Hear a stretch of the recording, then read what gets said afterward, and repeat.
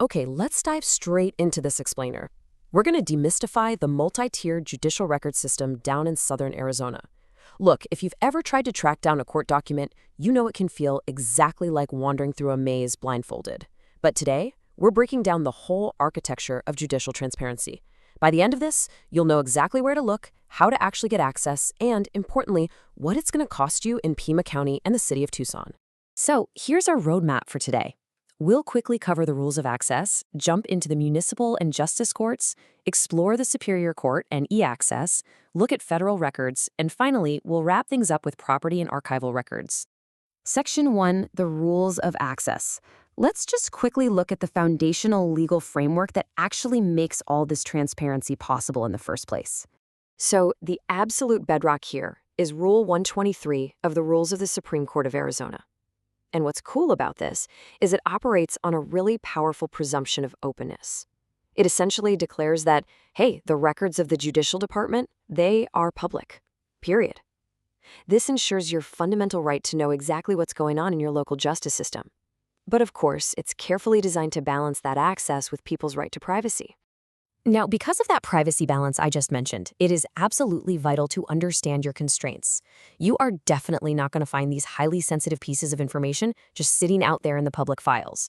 Social security numbers, bank details, mental health evaluations, victim contact info, all of that is systematically scrubbed. And honestly, this redaction protocol is a lifesaver. It protects vulnerable parties and literally prevents identity theft in this crazy era of digital data harvesting. Oh, and here's a major caveat you've got to keep in mind. If you're a private investigator, a marketer, or anyone planning to use these records for, solicitation or monetary gain, you legally must declare a commercial purpose. And declaring this means the court absolutely can and will charge you an additional fee for accessing them. It's essentially the system's way of charging for the commercial value of public data. All right, moving on to Section 2, municipal and justice courts. Let's step down to the local level where, frankly, most of us are actually going to interact with the legal system. Now, this is crucial. You have to understand this jurisdictional divide before you even start searching. Basically, the Tucson City Court is your go-to for municipal tickets, traffic violations, and minor misdemeanors inside the city limits.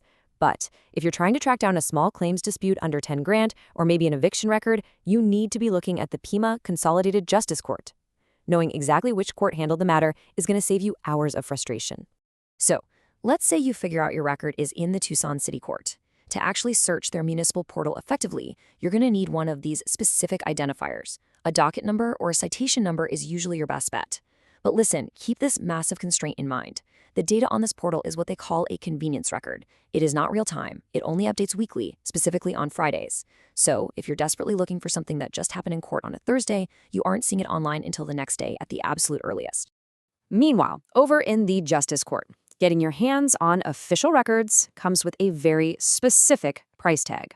If you need a certified document or a case status letter from them, lock this number in your head. It's going to cost you exactly $33. But if you just need a standard photocopy for your own personal files, way cheaper. We're talking just 50 cents a page. Okay, Section 3, Superior Court and e-access. This is where things get a bit heavier. We're talking major legal matters, serious felonies, high-value civil disputes, family law, the whole shebang. So here is the critical difference between the state's two main digital portals. You've got the Public Access Portal on one hand and the e-access portal on the other. Use the Public Access Portal if you just want free scheduling summaries and indexes across 177 different Arizona courts. It's great for that. But if you need to actually read the detailed legal arguments, the evidence, or the literal PDF documents filed in the Superior Court, you absolutely have to use, and yes, pay for, the e-access portal. But before you go pulling out your credit card for e-access, please keep these dates in mind so you don't waste your time. The system has some pretty strict chronological limits. General civil and criminal records mostly kick off around July 1, 2010. But specifically for Pima County criminal records, the actual PDFs only start on July 1, 2015. So if you're hunting for a Pima County criminal PDF from, say, 2013, no way. You won't find it online. You literally have to march down to the clerk's office in person or request it by mail. Moving right along to Section 4, Federal Records via PACER. Let's take a look at the Deaconsoni Courthouse and how the federal side of things operates. So, PACER. It stands for Public Access to Court Electronic Records. Now, it charges 10 cents per page to view documents, but here is the absolutely fantastic news. The absolute maximum you will ever pay for a single document download is capped at $3. Honestly, even if that document is a massive 200-page beast, you are only paying $3. Total game changer. And because of these caps, casual researchers are incredibly well protected in the federal system. Get this, if you spend less than $30 in a single calendar quarter, the court just completely waives your bill, waives it entirely. Because of this brilliant little policy, roughly 75% of PACER users pay literally nothing. Oh, and judicial opinions? Those are 100% free to access all the time. All right, finally, Section 5. Property and archival records.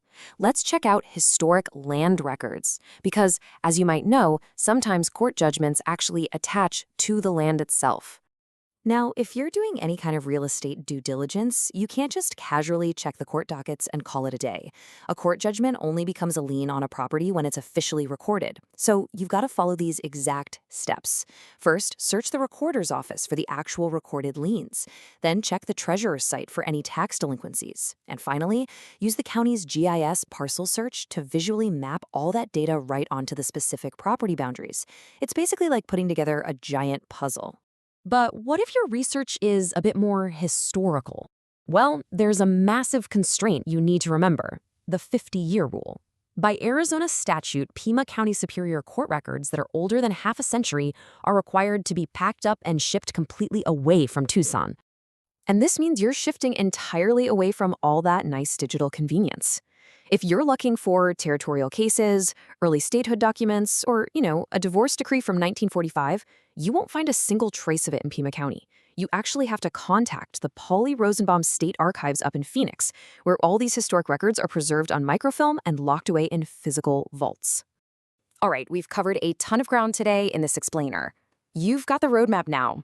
You know exactly which portals to use, the fee structures you can expect, and the absolute chronological limits of these digital databases. The whole architecture of transparency is literally right there at your fingertips. So, what hidden truths are you going to uncover in the Arizona Judicial Archives?